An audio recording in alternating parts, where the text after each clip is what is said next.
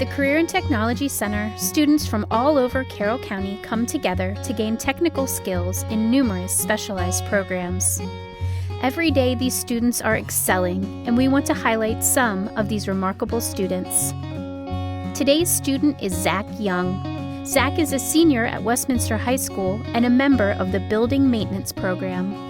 Zack states that his favorite part of the Building Maintenance Program is the variety of things the students get to do, and that he thinks Mr. Lehman is very cool.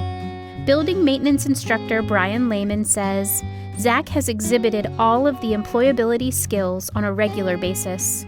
His work effort and initiative through teamwork and interpersonal skills have made for a great foundation to honing his skills in the building maintenance field. Zack has demonstrated a focused and disciplined approach to this class. Outside of school, if Zack is not working at Marshall's in Westminster, he is either spending time with friends and family, playing video games, or taking care of his 2 dogs, Dre and Bubby.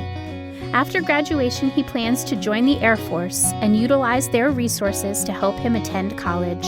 He plans to learn how to weld and then plans to join the family business in elderly care consulting.